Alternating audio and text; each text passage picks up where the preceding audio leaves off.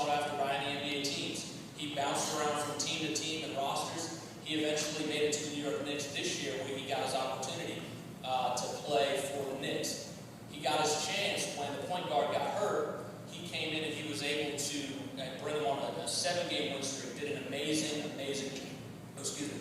amazing job. While the media and fans are crowning him lintastic or insanity, he has stayed humble, which I encourage you to do. Stay humble in whatever you do. Don't get too big for your britches, as some of your parents may say. You have to make sure you stay humble, and he is so careful to make mention that Jesus Christ is his Lord. Students, both you and your parents are about to venture into a new season of life. Such was the case in the book of Joshua, which is what I'm going to talk about next. In the first chapter, Joshua is a lot like you. He is about to undertake a tremendous responsibility. You guys are going, some of you going to the Army and the Navy, some of you are going to college, some of you right into the workforce. After leading Israel successfully, Moses died and Joshua was appointed by God to succeed him.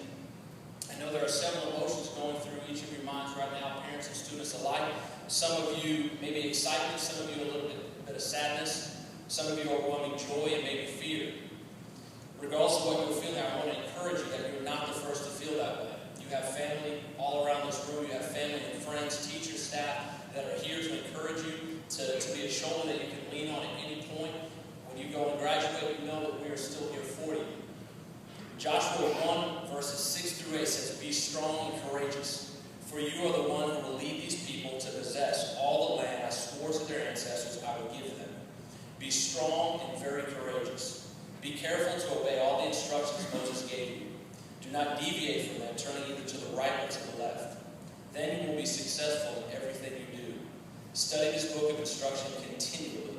Meditate on it day and night, so you will be sure to obey everything written in it. Only then will you prosper and succeed in everything that you do." The key points that I want to leave with you, seniors, special seniors today, number one is do not compromise. Jesus said, quote, "I am the way, the truth, and the life. He that believeth in me should not perish, but have everlasting life," according to John 14:6. Whether it's the music you listen to, the associates, the people, the friends that you choose to hang around going forward into the future, the way in which you speak, we must not compromise. You and I alike, we must not compromise. Many people that you will meet will attempt to skew the truth and encourage you to abandon your foundation, but you must stand in that knowledge. This is the time for which you were chosen. You are a chosen generation. You probably heard it a million times before, but this is the time for you to go out and shine and show your faith in that time. A quote that really moved me is from a man named Martin Luther, who I know that you've studied in history. The quote says, "If I profess with the loudest voice and clearest exposition every position of the truth of God, except precisely that point which the world and devil are at that moment attacking, I am not confessing Christ. Where the battle rages, there the loyalty of the soldier is proven. And to be steady on all the battlefronts besides is mere flight and disgrace if he flinches at that point." Number two is stumbling is a part of life. As we've talked about already, we kind of joked about, you will reach points where you feel like you can't make it. You will reach points where you will feel like you've fallen and you can't get up. Okay? Do not allow the thoughts and the jabs of the enemy to deter you from fulfilling your purpose. You may fall down, but you must get back up.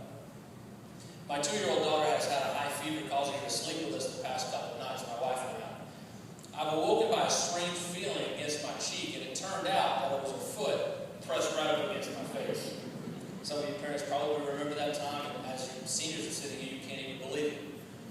At times, though, I share that story to let you know, at times, life is going to feel that way. You may feel like you have a foot on your face, like you have a foot on you, and you can't get up. I encourage you, make sure you understand that stumbling is going to come, but don't let that get you down. Go forward in the plans that God has for you, the special plans. Number three is never lose your faith.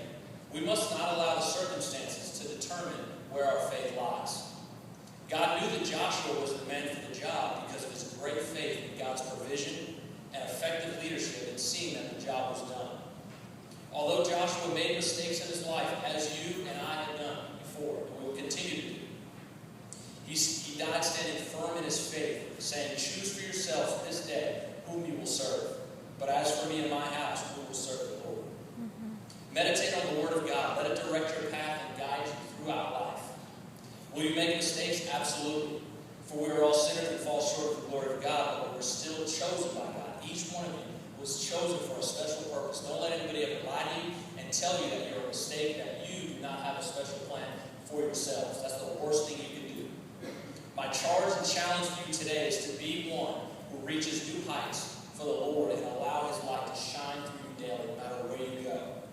And before I go, I'd like to bless you with the Aaronic blessing that comes from the Old Testament that Moses spoke to the people of Israel. Moses was directed to let his brother Aaron, the high priest, know to bless the people when they came and when they went. I want to speak that blessing over to you. If you would, you don't have to. If you would, stretch your hand forward. I'd just like to bless you with that blessing. It comes from Numbers 6:24 through 26, and it merely says, "May the Lord bless you. May His face shine on you. May He be gracious unto you. May He lift up His countenance upon you. May He give you His favor, and may He give you His peace." I want to congratulate you. I want to say thank you for having the honor of speaking to you, speaking into your lives for the time that I've been able to.